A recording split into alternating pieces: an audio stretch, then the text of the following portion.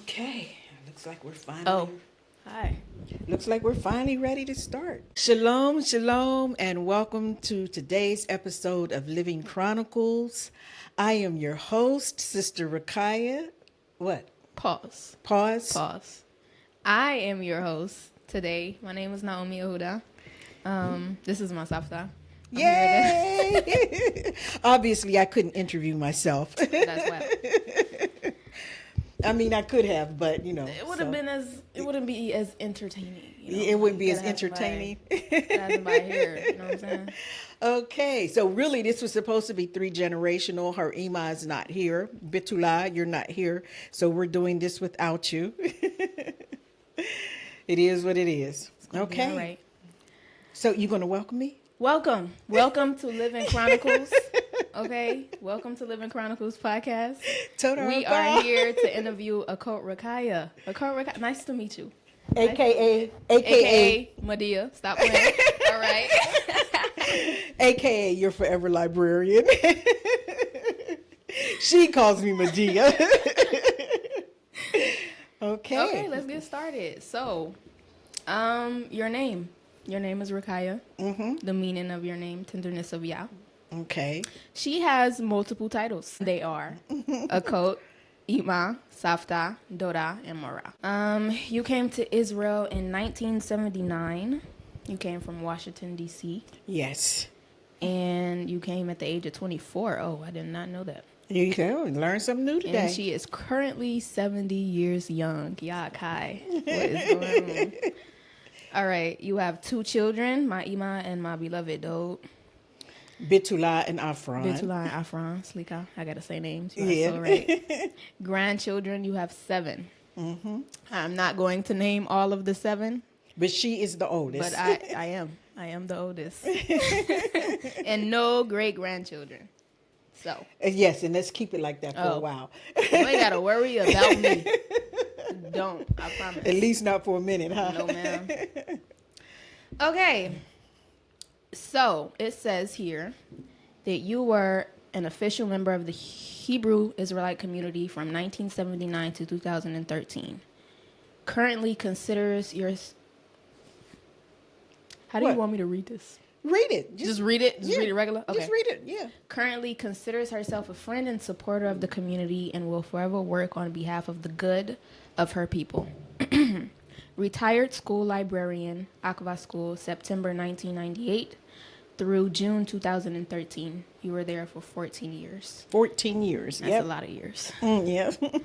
2002, graduate of the School of Prophets, Bachelor of Torah, first class of sisters, Lamdanit. The Lamdaniyot. I'll talk about that more later. Okay.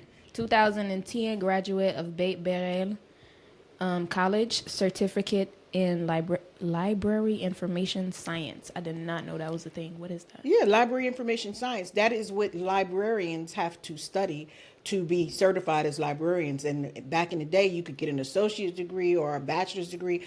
Nowadays, most libraries want you to have a master's degree in library and information science. Learn something new every day. That's crazy. Just keep living. Former Woman of Valor, resigned in 2009. Former baton instructor, y'all stop playing. She a beast. New World Passover presentations. And former member of the Fire Choir, right?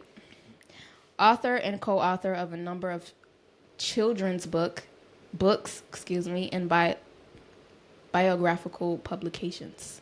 Yeah, that was a series that I did with the biographies of when I had the students debates here for Akvah when we did the writing project. Oh, okay. Okay. Co-founder, along with Acote, a.k.a. of the original Committee for Child Safety, 2011, sanctioned by Rahbe Ben Ammi. Primary creator and producer of the Silence Epidemic, Child Sexual Abuse Educational DVD, 2011, served as a workshop facilitator for the presentations, certified volunteer with Maslan, the Negev Sexual Assault Center in Beersheba, former member of Amuta Kiyam, and volunteer at the Racayah Center. Currently host and producer of Living Chronicles Podcast. Thank you. We are Yours here today. Truly. Right. Toda Rabbi. So welcome.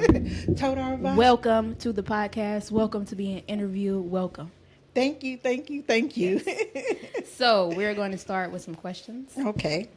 The first question. Can you tell us your coming into the kingdom story? So my coming into the kingdom story. How did I get here? Well, the reality is that some people say, first. Huh? You were born first? Yeah, I was born first, right. Yeah. But some people say that this Holy Spirit brought them, that God brought them, that I say I use universe or source energy. So that is how I got here. I was supposed to be here. And I say that to say because first of all, I grew up in Pittsburgh, Pennsylvania. I'm not originally from Washington, D.C. Grew up in Pittsburgh, Pennsylvania, in a small community, a middle income community back in the 50s and 60s, on the top of a mountain. So it was a small community. It was. Oh, wow. It was housing. It was like housing projects, just like the houses on the Kifar, like row houses. Right. But each row had like maybe 7 or 8 houses connected together. So it was a long row. But every house had a front yard, a backyard. Every house had a basement in it for your laundry room. And then around the houses, there were apartment buildings, like 3-story apartment buildings. Every apartment building had a huge laundry room in the basement of the building, you know. But it was very community oriented. It was everybody knew everybody. We all lived there for years and years. Our family moved in maybe 6 years after the place had been built, so it was brand new. Okay. So it was really nice, but it was very close knit. Even to this day, they still have family reunions once a year, and people from the community. But a lot of people my age and older have passed away, so the younger people are there, and most of them we don't even know at this point. So anyway, that's how I grew up. My father, my parents were very, very active in the community, you know. So my father, he did the Little League baseball team for the boys. He was a coach. He had a Boy Scout group for a minute. He coached the women's slow pitch softball team. I played softball for a minute. I wasn't very good, but I could field good, but I couldn't hit worth nothing. And I was fast. I could run. I was going to get on base. But he did that. He was an umpire. So we grew up on the ball field. We spent a lot of time on the ball field as kids. Okay. My mother played. My aunt played. My uncle was the commissioner. My other aunt played. So, we spent a lot of time during the week on the ball field. So, that's what my father did. He was very active in the community. He was well known, well respected. My mother ran the community rec center. I remember you told me that. Yeah, she ran the community rec center. So she did all of the programs. She took us on a trip to Niagara Falls. Most of the kids in my neighborhood had never even been outside of the city, much less to go all the way to Niagara Falls. Oh, wow. She planned every year the annual holiday events like the 4th of July parade every year. One year she had me putting ketchup in the bags, the sandwich bags, so when the prisoner got shot, he could push the bag, We had figured it all out, so he would look like real blood, Ketchup. She did the annual Easter egg hunt. So she would have us out there at 7:00 in the morning hiding Easter eggs. Right. She did for the whole neighborhood. Yeah, for the neighborhood. She would plan the Easter egg hunt, and we would be dyeing eggs for days before the thing. Then we'd be out there that morning hiding the eggs. Then we wasn't allowed to participate because we knew where all the eggs. Right. So she did that. She did breakfast with Santa Claus every year, and she would rent a Santa Claus uniform and got a black Santa Claus. So the kids would come in. My father would cook the breakfast. He would cook all the food. Me and my sister would serve. She wanted us to dress up like elves, but we wasn't doing that. But we did come and serve, Anything my parents did, the whole family was involved. So yeah, that was my Ima. And, that was our family. So after graduating from high school, I didn't really decide. I was living with some friends. Mm-hmm. And I had told them, I'll never leave Pittsburgh. I'll never leave Pittsburgh. We don't have any earthquakes. We don't have any hurricanes and tornadoes. We don't have any fires like they have in California. Right. We don't have a whole lot of, Pennsylvania does have a lot of poisonous snakes, but we didn't have a whole lot of, there was not a lot of dangerous things going on. The economy was okay. The area that I lived in, the crime was not so bad. So I was like, I'll never leave. That's why I say the universe is like, oh, that's what you think, lady? I got other plans for you. I come in one shishi from work. At the time I was working for the #1 radio television station. It was all in one building. So the television recording station was down in the basement. Okay. The radio station was up on the second floor, and I worked in the traffic department. I entered all of the commercial airtime that was purchased. So I had to enter it into the computer, and then I had to do a printout. And back in those days, there wasn't a whole lot of computer stuff like what we have now. Right. Everything online and digital. So they had a printout of every time they were supposed to play a commercial, when the baseball game was supposed to be aired, when they had time to play music. That was my job. I used to mess up a lot of times because I'd be trying to leave early, and the printout would get jammed, and they'd be mad at me the next day. Yeah, but anyway, I was working there. Came in on Yom Shishi. I was living at the time with 2 roommates that I had met through my older brother, my stepbrother. And, I came in, they sitting at the kitchen table doing what, young people used to do, when you sitting around, chilling. What y'all used to do? Please let us know. You know what young people used to do and still do. But so I came in and they were like, girl, we going to D.C. for the weekend. Earth, Wind & Fire and Parliament Funkadelics is having a concert. Now, I know you've heard of Earth, Wind & Fire. Yeah. You ever heard of Parliament Funkadelics? Nope. They used to have this show with the mothership, and the ship would actually come down from the ceiling onto the stage and land, and then Bootsy would get out, It was something. Dramatic. I'm sure Terrell Zaries would know about this. But so I was like, okay, yeah. Back in the days, I was party central. Hey. You said party, I was gone. I would stay up all night long, all weekend, and still go to work. Hey. Now you can't get me off the couch. But so we chipped in our money, and 2 brothers that lived in Pittsburgh where they were driving. Well, one of them owned a Cadillac. He was the one who's driving, and his best friend. So they were going up because they had a friend from Pittsburgh that had moved to D.C. Okay. So we all piled in the car, chipped in our money for gas. We drove up to D.C., about 3.5, 4-hour drive, right? We get to D.C. They were staying at his house. So they dropped us off where we were staying. I don't remember where it was. Somebody they knew, because one of the sisters was actually from D.C. So we stayed with some friends of theirs. Next day we get up, we went out, hung out. And as it turned out, they didn't end up going to the concert. I don't know if they guess they didn't have the money to go, or tickets fell through for them, whoever they were dependent on. So they didn't go. But I was going. I didn't go all the way to D.C. to sit in nobody's house. Stop playing. I was going. I loved Earth, Wind, and Fire. I was going. So the brothers came to pick me up. All right. And so when they came to pick me up, who walks up the steps to get me from the apartment? And I had packed the bag because they had decided instead of us taking her all the way back over on that side of town, she'll just stay at the house with us. You know, all the brothers will sleep in the front room, and they'll let you, he was going to let me have his bedroom. So I was like, cool. I had packed my little bag. I thought I was cute. I had on this little outfit. I thought I was so cute. Anyway, who walks up the stairs to get me but Ator Aliel? Obviously, his name was not Ator Aliel at that point. From upstairs from Saba Shemuel house?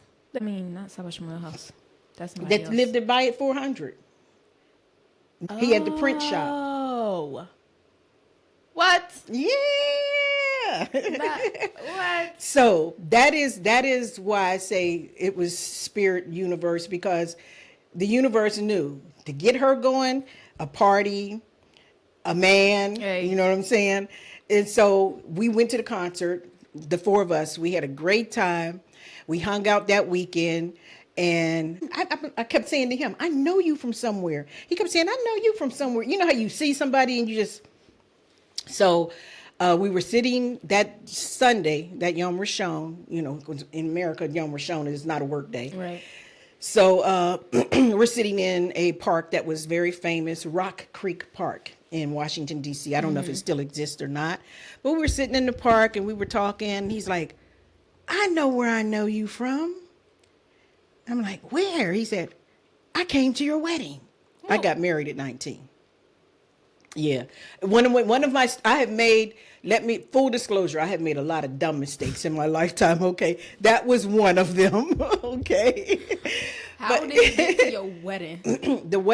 Because he was the boyfriend, the man that I married, he was the boyfriend of that man's cousin. So I had actually met him he was my fiance. I had met him at that house, and then he came with her to the wedding. And so, we started talking, we were vibing. And so we started talking. So I went back to Pittsburgh, and we, talked on the phone a lot. And then he came to Pittsburgh to visit me. And then he was like, I want you to move to DC. So I had vacation time coming up. So I took my 2 weeks vacation and I went to DC. And I have never in my life had a problem finding good jobs. And in those days, you didn't have like a koach adam, koach adam that you went to get a job, or you didn't go online to the company.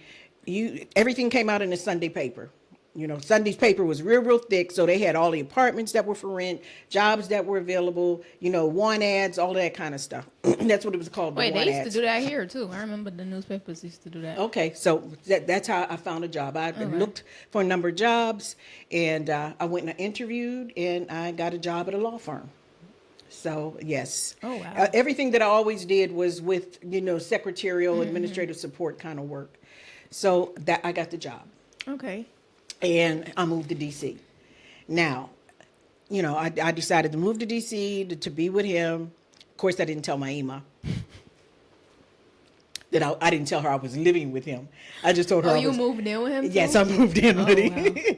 Another one of those, But, of course, I didn't tell my Ima. But, my Ima wasn't stupid. She knew. My aunt was real street smart, so she really knew. Cousin Vanessa's Ima, she knew everything. She knew all the stuff going on.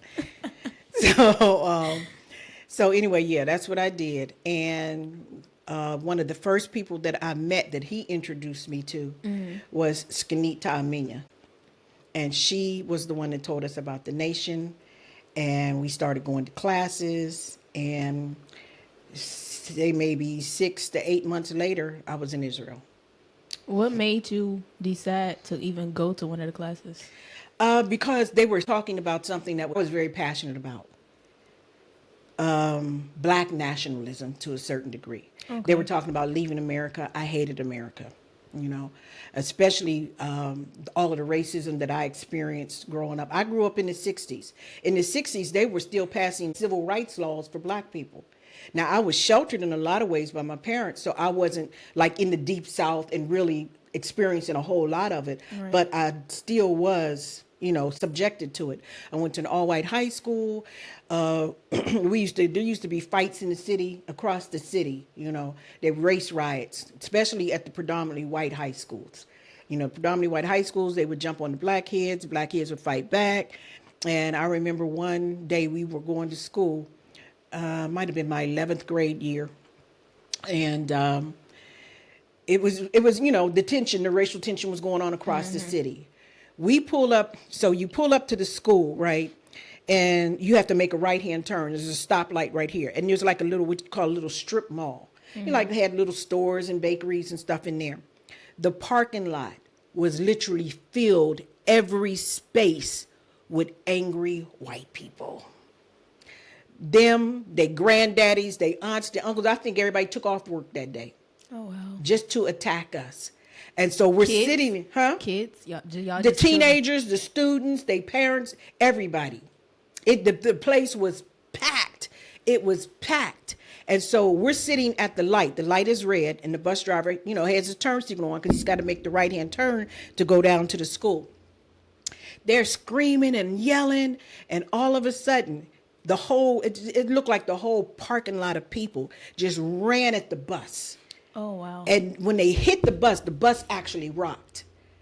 And so we started screaming, drive, drive, drive. But the driver didn't want to go through the red light, Or we're like, drive, drive, drive. So finally he pulls off. And as he pulls off down the street, I'm looking out the back window and people are throwing their bricks and bottles and glasses breaking, and the boys are hollering, get out on the floor, get out on the floor. But looking out that back window and watching these kids run at the bus, the anger and hatred in their faces. I had never experienced nothing like that in my life. It was just crazy. So he drove down the street, he turned around and he went back past, because we had to pick up some of the other students that had gotten off of our bus, and they got on what you call a streetcar or a trolley car. They had those in Pittsburgh. And we were like, it's better to stay on the bus, because if you're on the bus, we're in a controlled environment. Right. If you get on public transportation, they can do anything. So we had a big fight on the bus about them getting off. So we picked them up, we went back down the street and got them before they got to the school, got them off the bus. But those were some really scary days. I would go to school, I would take a pencil, I wore blue jeans. I had a belt that had a great big buckle. So I had to practice pulling that belt out, wrapping it around my hand so I could use the buckle as a weapon. Right. Those Afro picks, the rakes, I kept one in my back pocket. That was a weapon, So those, and it wasn't all the time, but the fact that you had to do it. But the fact that you had to do it. And that's where I learned baton twirling in 10th grade. You went there for 10th, 11th, and 12th grade. So in 10th grade, I tried out for majorettes, right? And they'd never had a black majorette at the school. So I made the squad. But at practice, the boys, these kids that lived in that neighborhood, would sit in the back of the stadium, and they would have bags of acorns, and they would just be throwing them. I mean, it hurt so bad to get hit. The teachers ain't do nothing? We're in practice, so it wasn't no teachers like that. The band instructor was dealing with the marching band. Oh. We were in the front, I hated that. So, that was not fun. And I ended up quitting the majorettes because one of my favorite artists, Isaac Hayes, I used to love Isaac Hayes, his voice. Oh, I had the big, I think it was the Black Moses album that he had, he was up on a cross, and I had it hanging behind my bed on the wall. And he was coming to town, and the majorettes had planned a fundraiser, and I was like, I'm not going to that. I'm going to see Isaac Hayes. And they were like, if you don't come into the event, you're gonna get kicked off the squad. I used to have to go to their pool parties and stuff. Only little black me, and it just. So I had to go to the event, and I missed Isaac Hayes. And I decided that night I was quitting.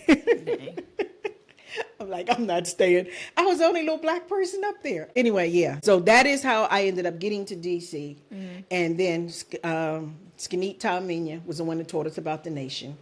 And we started going to classes. And that for me was, the nation was a matter of, first of all, they said you're a Hebrew Israelite. Growing up in America and not knowing what your lineage is, your nationality, ethnicity, you're just, we were Negroes initially, then you were colored, and then first you were colored, then you were Negroes, then you were black, then you were African American. So, it just answered a lot of questions. And the element of God, I grew up going to church. We went to Sunday school every Sunday, we went to church, and, when I got older, I quit going to church. But, it had the things that were important to me. Leaving America, it was by black people for black people, and it had the element of God. So I was hook, line, and sinker. I was ready to go. So that's what made me decide to come. Okay. And then I'm just going to share my first night here. I came in. It was myself, Atur Aliel, Kohen Elamad's Ima. Came, and his younger brother, I think his brother was about 13. His name is Ator Baruch. He never came here to live. He was in the D.C. extension for years. But, we all flew in together. We went to a ride. We got in maybe 10, 11 at night. It was dark. They took us to the guest house in a ride.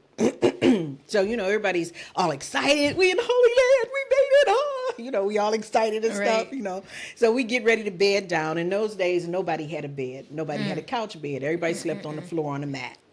So they had mats, so I put my brand new sheets down. I had my top sheet, and I put on my little nightgown. Only you could sleep on a mat and put a top sheet on the mat, Safta. I don't know nobody else who would do that. Well, we sleeping on the floor. Sheets. You gotta have a top sheet. I know, but you sleeping on the floor. But I had to have a mat. I ain't sleeping on no raw mat without no sheet and pillowcase. Like anybody else that I know, they put a sheet on, they go to sleep. You gotta put your sheet. No, I always gotta have a little. You always gotta have a cover over you or a little sheet. In case you get cool during the night, you have your little sheet. Anyway, that sheet fixed me up because I'm laying on the floor, and as I'm laying there, I hear, Racayah, get up, Racayah, get up. And I'm just dozing. You know how you just dozing off to sleep. Racayah, get up, Racayah. Ooh, it scared me so bad. So I tried to jump up, and my feet got all caught up in the top sheet. So my feet got caught in the top sheet, and I fall on the mat, right? And when I fall on the mat, something flies off of me, in front of me, and I looked. I swear, that cockroach looked like it was this big. I mean, it was only, the cockroaches that come out the sewer. You know how big they are. But in America, we didn't have cockroaches like that. Cockroaches were little. They were little bitty cockroaches. So they didn't have them great big ones. Now, they had something called water bugs, and they were black, and they came out of the sewer, but they didn't fly. This thing flies off of me and is laying there and is flapping its wings. And I swear, it was whatever size it was. But to me, it was like this big. Oh, man. I don't remember if it crawled away, if somebody killed it. I did not sleep for the rest of the night. I don't think I went to sleep till like maybe 4 or 5 o'clock in the morning. I was like, I'm going back to America. She said, that's it. It's all. That is all. I'm going back to America. That's all you needed. And because that thing... Those cockroaches, when we went out the next day, they took us down to the little shopping, the Americas area in a ride. And of course, it was much smaller than it is now. And I saw dates, and I thought, cockroaches, they eat cockroaches. They said, no, those are dates. I did not eat dates for 2 years. The first 2 years I was in Israel, I did not eat dates because they reminded me of them cockroaches. Oh, wow. Oh boy, yes, that was my first night here. That's interesting. That is definitely an experience. So anyway, the universe brought me here. So the universe has brought you here. Okay. The next question is, what are some of the challenges and some of the good times you experienced on this journey? Ooh, it's been a lot. a lot. And we left the ride. I lived in a ride for just a few weeks. I came in at New World Passover. So, after all the festivities and all of that for New World Passover was over with, I was living in a ride. And they sent all of the sisters down to Dimona for what they call, I think it was called the Soldier Sisters Program, where we would learn how to cook, we would learn how to knit, how to crochet, how to sew, all of the virtues that a woman was supposed to have. So those are the things that, we came down here to learn. And so initially I was living in the Shikun in Sar Deeves by it. At that time, he wasn't even in the country, and he wasn't a Sar then. I don't know if he was Akadev or a Tor Dev, but he wasn't even in the country at the time. So I lived at his house for a minute, but the room that we were staying in off of the Karatizunab, the little Maripesit room, had wood paneling, and it was infested with pish machine. Pish machine was an issue back in the day in Shikun. And if a house was infested, it just, ugh. So you had all them bites all over you. So they moved us out of there, and I moved to Nasik El Kanan's by it. So at the time, it was Ima Tehila. Nasik El Kanan was out of the country most of the time. So it was with Ima Tehila, and Rofa Nim's family lived there. Okay. And then later, Doda Nuria's family moved there. So that's where we lived at. So that's how, okay. Now That's I how understand. me and Okay. Doda Nuria, yeah. Because we lived there, and then when they decided to move to the Kifar, her husband at the time was a security captain, and he was given to buy it. That's where we lived at initially. And because he was across from the rock, he could see across the park. So as a security captain, he was placed in that house. And he had asked the brother that I married, your Saba, to move with him. So that's how we all ended up together. Okay. So, yeah. I remember coming to the Kifar when we were moving up to the Kifar, when they gave us, it was an abandoned absorption center. So the place was in terrible condition. A lot of the houses had no windows in them. They had mattresses where Israeli kids had been hanging out, getting high, drinking beer, whatever they were doing. So it was basically like abandoned? It was abandoned. And one of the houses, I'm trying to remember, I think it was Nasi Garog Do's house that had this huge Mickey Mouse on the wall. They didn't have toilets in them. Some of the toilets had been torn out. Some of them had boo-boo all over it. The place was a mess. That's different. And it was a wreck. And then, like, if you ever watch those old cowboy movies, those deserted towns, and they had them bramble bushes blowing through. You would see bramble bushes blowing through. It was scorpions. It was snakes. All of that was on the Kifar when we moved up there. Yeah. Y'all had to go through all of that? Yeah, and we actually had to clean it up. The whole Kingdom School and Holiness would come up there. The children would come up. We were trying to get in before the rainy season started. So it was like maybe August, September, October, I think we started going up to clean it. I was in conception. But I just wanted to have my hand on the handle of the hoe, and I wanted to participate. I wanted to help. So, yeah. In fact, saying that hand on the handle of the hoe, 2 weeks after I got here, I was like, I'm going back to America. I'm not staying here. These people are crazy. And I cried for hours. And I was like, okay, Racayah, you got a choice. Either you're going to stay and you're going to help make this be what they said it is, or you're going to leave. And I'm like, I don't want to go back to America. So I stayed. But so we, the Kifar got ready, and some of the memories from the Shikun.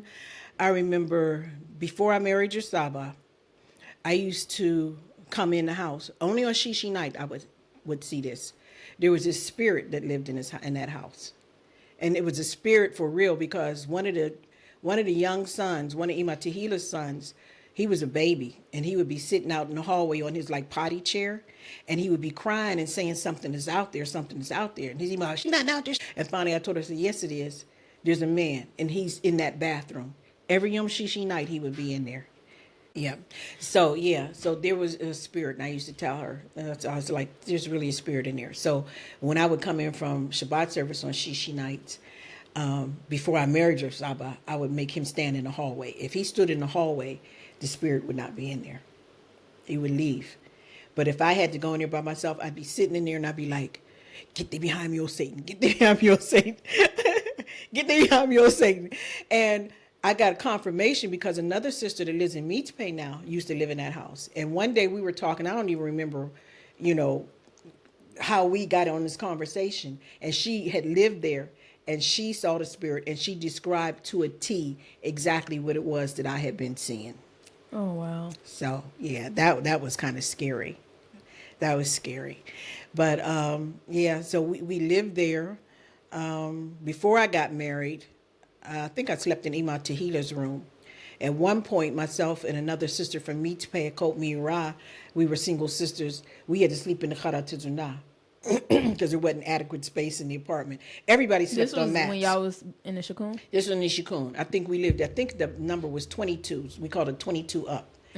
And everybody slept on mats. So you laid out all the mats at night. And then in the daytime, all of the mats got piled up. And you took a comforter and rolled it in the back and made like a pillow roll. Okay. And then you had like a blanket couch over it. Yeah, like a couch. Okay. Because the front rooms were used for classrooms.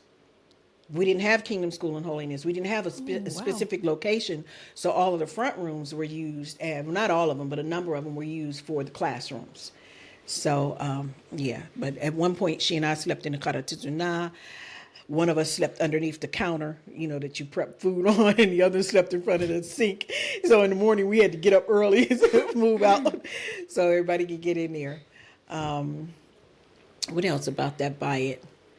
Akshamaria taught me how to bake bread. He was still a child. He taught me how to bake bread. And we didn't use yeast back then. You used clabbered milk.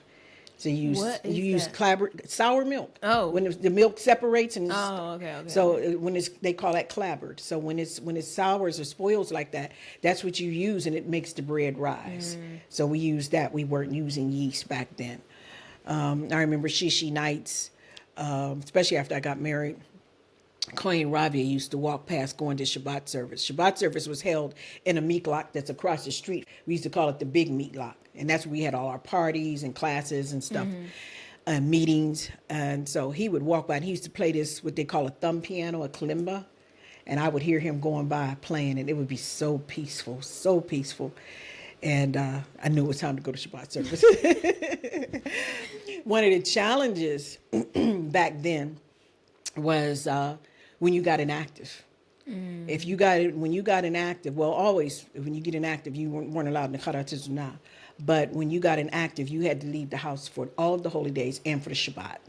So they had every Shabbat, I remember that. Every Yom Shishi, we had to actually leave and spend the night. So you had to take your mat, your bedding, your pajamas, your hygiene bag. Where was you leaving? All of that. In the Shikun, we stayed in the sewing factory. They had a little sewing factory there, so we would stay in there.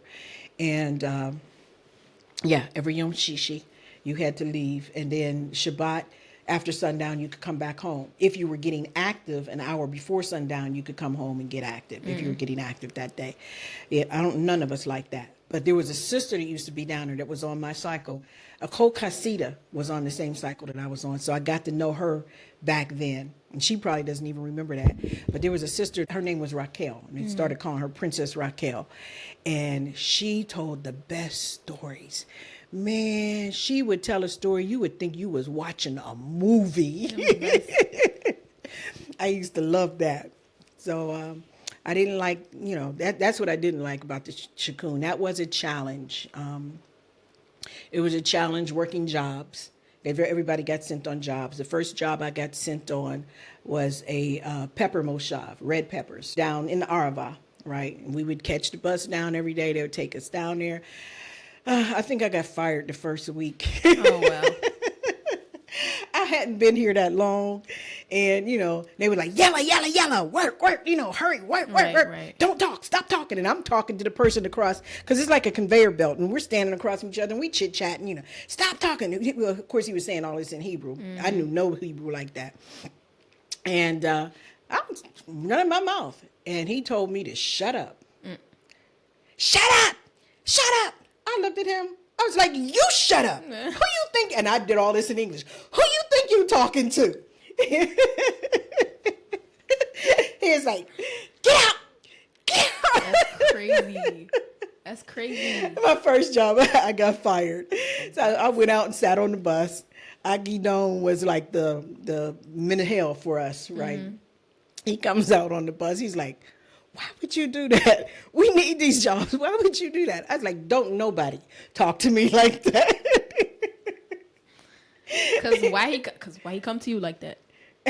Because come to you like, know what? Israelis, you know the Israeli the behavior and spirit. You know how they do. You It's know, a little different. You know? So yeah, and I guess he was used to talking to people like that, but I wasn't the one. I was the new chick on the not block. today. So I got fired from that job. Then the next job I went on, the Rickervolt Moshav, the Orange Moshav. The Rickervolt Moshav, where the people got deported from, got arrested. I worked there. I don't think I lasted there 3 weeks. I got sick. I had to come home. So I didn't do well with working. I've never really done I well. guess it depends what you do. It depends on the type of job you do. Yeah. Because, I've worked at the Olamot, washing those greasy, meaty oven pans. I didn't like that. I tried cleaning house. And this woman, we were on the third floor, down there on Herzl Street, down there by where we used to live, them tall buildings. This woman wanted me to wash her windows. I'm like, I'm not doing that. She's like, I'm going to hold your shirt. She want me to hang out the window to wash the outside. I'm like, oh, no. That is not getting ready to happen. I went home and wrote a whole poem about I was this black African princess walking along the Nile, and then I got caught and put into slavery. That job made me so upset. That was so dramatic. I kept Yeah, slavery. I was like, oh, no, I'm not doing that. So, but all the other jobs that I got once I started working, like in Tel Aviv, I think I worked in did I work in No, I worked at a sewing factory in Mitzpe Ramon with the sisters. I did that for a minute, sewing army uniforms, believe it or not. My job was sewing little labels in the shirts. No, I was never a seamstress, but I did that for a minute. I think laid off from the job. Once they finished with the production, they didn't need as many people. So I did that for a minute, and then I started my own business when I moved to the Kifar. I used to sell little bitty cups. Like when you buy food now, they give you those little bitty cups of ketchup and sauce and stuff. I made little bitty cups like that of soy butter. So you could buy your little ready-made soy butter. So I started my own little business. Then I went to work. I went to work, and I worked in Tel Aviv for, 3.5 years at an accounting firm. That was a nice job. And then from there, I came home. I worked for the Ministry of Economics for a minute for the nation. And then I got the job in Beersheba for, they called it Dead Sea Works then. I think they call it ICL now. So I worked there. So those are some of the things that I did. Challenges, one of the major challenges, two major challenges. One was when your dog got sick at 18 months old. Back in the day, we had situations where, various viruses or sicknesses would come through the camp, and we lost babies. Oh, wow. So he was 18 months old. He got sick, and I'm trying all of the natural stuff because we at that point, we had no status. So we had no status. I couldn't just go to the Kupat Kulim. So I'm trying all the natural stuff to try and heal him and try and get this fever to break. It wouldn't break. And I'm keeping meticulous records of everything I gave him, every time I took his temperature. And finally, I went to the Rock, and I was like, he needs to go to the hospital. So I think he sent one of the doctors over to check him. And I told him everything I had been doing for days and days. So he sent me to the hospital with Racayah. And so we went to the hospital, and we got there. It was a Yom Rishon, I'll never forget. But that evening, we went in the afternoon, late afternoon, and the doctors were like, well, what's happening with him, and what's going on, and why is he sick, and how long has he been sick? And so I was like, 3 days, because, stuff like that, they'll take your kids from you, I was like, 3 days, and the doctor looked at me. I remember it was a woman. She looked at me like, you must think I'm stupid, But anyway, I stuck to my story. So they took him in and put him in a room. By that evening, when they came to make rounds, they said his organs are shutting down. The next morning, when they made rounds, they said he needs immediate surgery. If he does not get surgery, he's not going to make it through the day. Oh, wow. Yeah. And I was so zealed, naive. I don't know what word. Some people might say stupid, crazy. Instead of me saying, okay, I said, I have to call and get permission. I have to call and get permission. I know you're looking at me like I'm 14 karat crazy. Like. Well, see, you know me now. Yeah, So that's the now why me would never have done that. But that was the me back then. But as the universe would have it, there was one phone in the community. We had a phone by it, right next to the rock. Right. And so there was one pay phone in there. As I called, who's standing at the phone, as soon as the phone rang, she was waiting on another call, obviously. Skanit Yoyada, Abba's secretary. Mm-hmm. She was there. And I told her what was happening. She said, I'll call you right back. She ran right in the rock, told Rahbe, came right back and said, go ahead. Anyway, they said, go with it. So we went in, they took him in and did the surgery. During surgery, he had cardiac arrest, which meant his heart stopped. The doctor had his chest cavity open. He had a rare type of pneumonia. That's what it was. Yeah, pneumonia. He had a rare type of pneumonia. So he massaged his heart, got him back going again. When he came out of there and they took him into the intensive care, the ICU unit, right? And I walked in there and saw him. I could have just fell out. They literally had tubes all over his body. Because you know how they hook all the things to you, the beeps and the hear what's happening. He had a tube out of his chest that was still draining the rest of the fluid and liquid that was there. He had IVs stuck in him, and he's 18 months old. He's a baby. And so I would sit there and I would sing to him and I would talk to him the whole time. And they didn't monitor his IV properly, and his foot swole up like a balloon. What the heck? His toes turned as black as that microphone. And so once they moved him out of ICU and he was in a regular ward, children's ward, the doctors came and looked and they were like, they might have to amputate his foot because his toes, it was gangrene. So they say there's two different types of gangrene. There's dry gangrene and there's wet gangrene. Wet gangrene spreads faster, but the dry stays contained. But 3 of his toes were messed up. So they were monitoring to see if they were going to have to amputate or not. So at the time, I'm staying at the hospital every day. That's why to this day I dislike Takina milk. I'm going to tell you that story. But I was sleeping under his bed. I had a mat, and it was up underneath his bed, so I would sleep up under his bed every night. I did not go home. I came home maybe once, and somebody went out, and then I came back. But, so they're monitoring his foot. I don't remember who I let know, but anyway, Rofe Amadia came back, and he had this brother with him. His name was Dr. Blama. He was from Ghana, and he was a medical doctor. But he came, he looked at Dora Fran's foot. He's like, I can deal with this. Don't let them amputate. So a few days later, they finally released us from the hospital. Now, back in those days, Beersheba was nowhere near built up. Soroka was nowhere near built up like it is now, And I knew no Hebrew and didn't know where the shuk was at. Wasn't no supermarket. Anyway, so, I didn't know how to go out and go to the shuk. There were no supermarkets like that for me to go and get fresh food. It wasn't nothing I could fix anyway like that. Maybe it would have been a salad. So I lived off of Takina milk. Takina, sugar, and water.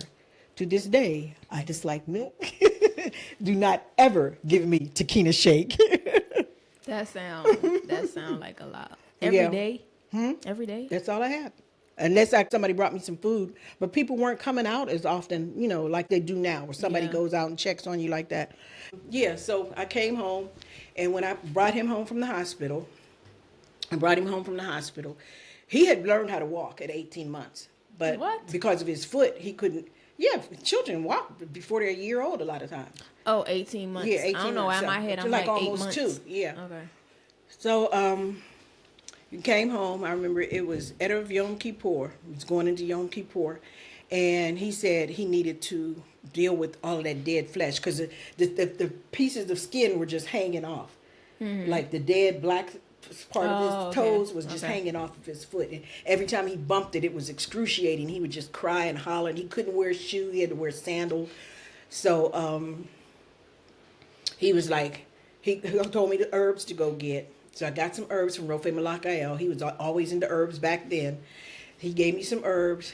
I was inactive. So that meant I had to lead a diet for the cog. You know. So I think he made the tea. He had me make some garlic tea and this herbal tea. The herbal tea was to knock Afron out. Like making, relaxing and make him go to sleep. And then the garlic tea, he used the garlic tea to clean the toes and knock all that dead skin off. So it kept it from getting infected. So he did that. We wrapped it up. 2-3 days later, our friend was running around like had nothing ever happened to him. Even Raquel used to call him the miracle baby. So that was a major challenge. That was a major challenge. How long were you in the hospital? I think we were in the hospital like maybe month. Wow, that's a lot. If not longer than that. Yeah. Yep. So that was a major challenge. So that was the challenges. There have been some great times as well. Being a member of the fire choir, I traveled all over the country singing, and I loved that. When we did Gospel in the Holy Land, that was great. I actually was in another singing group, but none of the sisters are still here. I don't know if you follow Sister Queen Makita on Facebook. She was in the group and sang with her and 2 other sisters. Just all of the people that I've met, all of the people that I know, all of the people that I've interacted with. I've lived with Dora Nuria. We lived in Nasi Kikia's house, so that was Niconiel and his parents.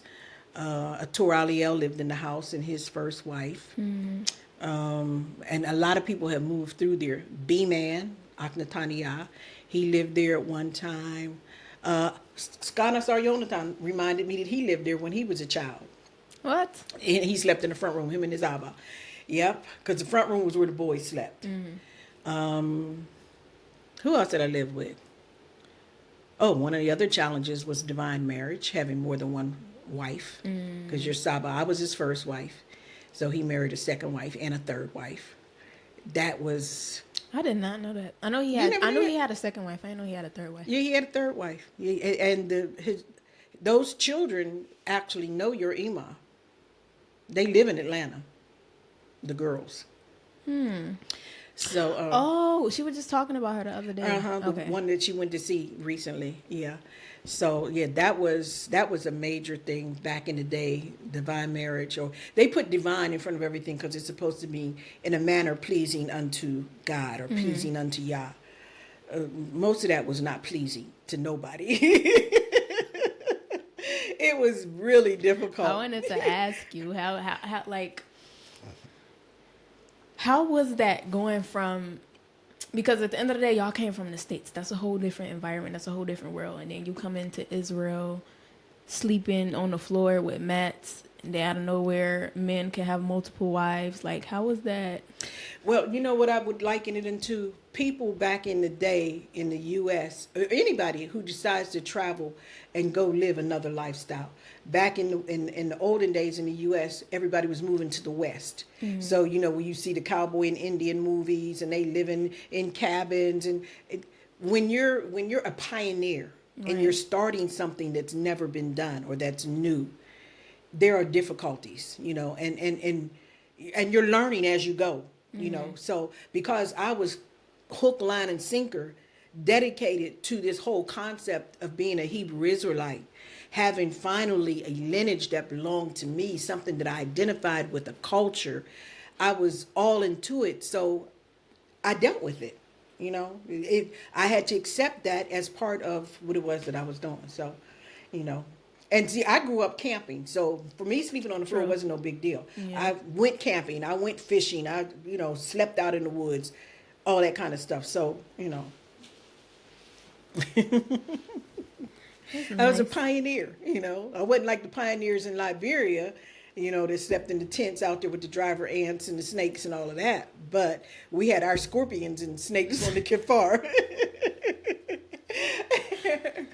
So, every You played your part. You played your part. Yeah, I played my part. Yeah, so those were some of the things. I've lived with a lot of different people. I ended up living with a Cotiffle-sized family. That's why I'm close to them, And then we moved off the Kifar. I lived with Dora Malaya. That's how I met her, You said y'all didn't get along at first, right? I didn't like her at first. I thought she was mean. I thought she was the meanest. I couldn't stand her. And I didn't even know her. I just didn't like her. What? But people from Chicago had a different character and behavior and persona than people that I was used to from Pittsburgh and from D.C. They all seemed mean to me, But as I got to know people, and saw another side of them, but there's a whole lot of people that thought I was mean. When Dora Yada gave me my name means the tenderness of Yah. So my name means the tenderness or softness of Yah. When she gave me my name, Atra Anava, sojourner, she and I were roommates in D.C. when I had moved into a nation house. Right. The nation house was like a communal house where everybody lived. You all chipped in to pay the bills and that, just like the Kipar. Right. And so Dora Yada, I had my own bedroom. Atra Anava had her own bedroom. She had a huge bedroom. And Dora Yada was coming out on international assignment from here. And they were putting her in our house. So they gave her my bedroom. And me and Anava had to bunk up together. So we had this huge king-size mattress on the floor. So we slept on that mat together. We put all our clothes in the closet. We wore each other's clothes. We would be up all night long laughing and talking. We stayed in trouble because we were always cracking jokes. We would be cracking on the brothers. We were terrible. So they gave her name, which meant humility. She's like, so why they give me that name? So when they gave me my name and said it was a tenderness, they were like, she ain't got a tender bone in her body. She's so mean. Oh. Why would you give her that name? And Dora Yada said, she's got something else inside that we just want to bring out. So, I do have my empathy side and my kind side and my, look out for other people's side, but don't cross me. Right. I got that other side too. So. Is that still there? Ain't go. Nope, it ain't went nowhere. It's just suppressed a certain kind of way. But when I need to pull it out, yeah. Okay, on to the next. How did you become the librarian at Akvah, and what were some of the high points? So, becoming the librarian at Akvah School. I was working in Beersheba at the time. Good job. I was making nice money. There was a lot of advancement possibilities. This is when I was working for Dead Sea Works. And I was on a kifar one day, but I had started thinking about, I want to do more. I want to be able to give back to my community. It's not enough just to work a job and pay my tithes. I paid my tithes every month, but I wanted to give more. I wanted to do more. I wanted to be more involved. I'm walking past Queen Rabia's by it, and Coke was standing on the porch. So she says, Racayah. You know how she does. Right. Racayah. She said, Yisrael Kane, he was the principal at Akvah at the time, is looking for somebody from the community to work in the library. I was like, really? She's like, yeah. So I was like, okay. So I went back to work, and I wrote up a cover letter in my resume, and I had somebody from work translate it and type it up for me in Hebrew. Sent it in. When he saw that, he probably thought, oh, wow, we got a Hebrew speaker. Take her. I ain't know no Hebrew. We got in there, and I'm like, he's like, Hebrew or English? I'm like, English. Right. But my resume spoke for itself. And I was working a very good job. I had already worked at a well-known accounting firm in Tel Aviv. So my credentials spoke for themselves, so he hired me. And that was how I became the librarian at Akvah. And that was one of my, out of all the jobs I've had a lot of jobs in my lifetime. That was one of my favorite. That was one of my most fulfilling. Getting the children to read. First of all, me being able to sit up and read books all day long. And I was my own boss. There was nobody that really, I created the programs. I came up with the ideas. I arranged it however I wanted to arrange it. I had no boss. I did what I wanted to do. And it was really a fulfilling position. I really loved being over there. I really, really did. I enjoyed the time when I had students that were assigned to the library because they didn't have adequate teachers. And so they assigned these students. I'm like, these students are not going to sit up here every week and do nothing. Right. So that's when I created the writing project. You know, I let them pick the people that they wanted to interview. We came up with the topics. We had some computers up there, so I had them help typing, although I ended up doing most of it. And Nazi Elkanan loaned me the money to get the first set of books printed. So that's how, I did the writing project, and I really, really enjoyed being at Akvah. Before I left in 2013, I split the library in two. I put the elementary library downstairs, elementary and middle school. That, yeah.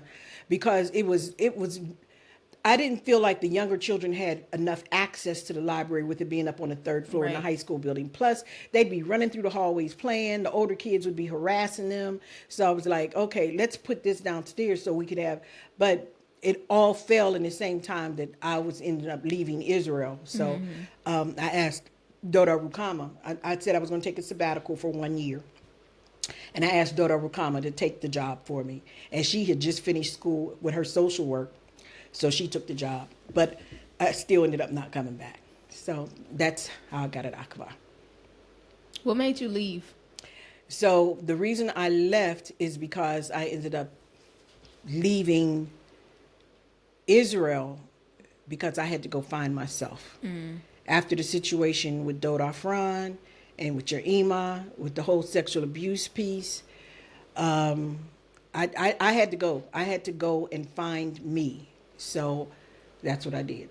And when I left, I was gone for a year. The plan was to leave for a year and come back. At the end of the year, I wasn't ready to come back. I was still traumatized.